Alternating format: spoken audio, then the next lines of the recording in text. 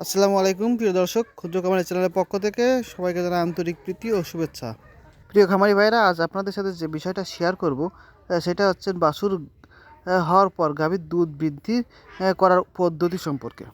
বর্তমান সময়ে প্রতিটা খামারি ভাইদের এই একটা সমস্যা, যে আগের তুলনায় এইবার বাচ্চা হওয়ার পর দুধ কম হচ্ছে। গতবার যেখানে 7-8 লিটার দুধ পাইছে এই গাভী থেকে, এবার সেখানে 2 থেকে 2.5 কেজি, এর বেশি দুধ পাচ্ছে না। এখন আপনার সরাসরি আপনাদের স্ক্রিনে দেখানোর চেষ্টা করছি। প্রাণী চিকিৎসক তিনি ট্রিটমেন্ট করছেন, এবং আপনাদের অবশ্যই আমি কি ট্রিটমেন্ট করলো এবং এই কী ট্রিটমেন্ট করবেন আপনারা, সেটা অবশ্যই আমি ভিডিও শেষে আপনাদের দেখাই দেবো তার প্রেসক্রিপশন। প্রাণী চিকিৎসকের সাথে কথা বলে আমি যতদূর বুঝতে পারলাম যে এই দুধ না হওয়ার বিষয়ে অন্যতম একটা কারণ গরুর কৃমি। গরুকে যদি সঠিকভাবে কৃমিমুক্ত না করা হয় তাহলে কিন্তু গরুর দুধের পরিমাণ কম হয়ে যাবে। আর তারপরেও আগের যেহেতু 7-8 লিটার দুধ নিচে এই গরু থেকে, সেই পরিমাণ হয়তো বা খাদ্য দেয়নি।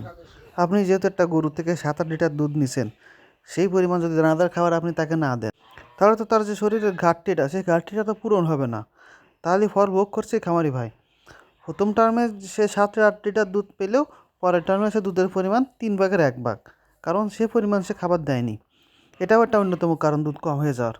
তারপর ডাক্তার সাহেব আমাদের কিছু পরামর্শ দিল, দানাদার খাবার খাওয়ানোর কথা বলছে খামারিকে। তারপরে কাঁচা ঘাস, হ্যাঁ, একটা কাঁচা ঘাসের বিষয়টা একটু জোর দিছে।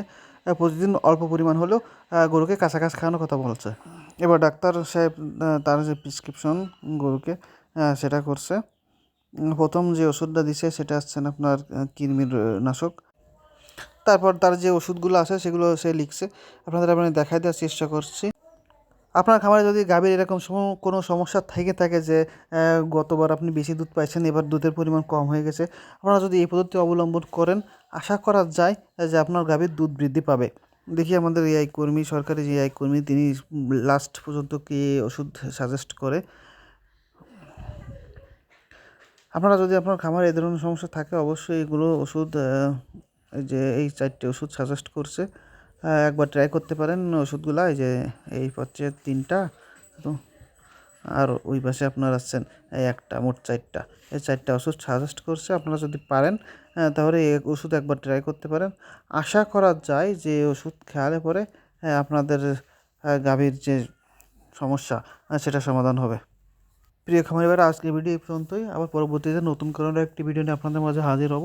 সে পর্যন্ত সবাই ভালো থাকবেন, সুস্থ থাকবেন।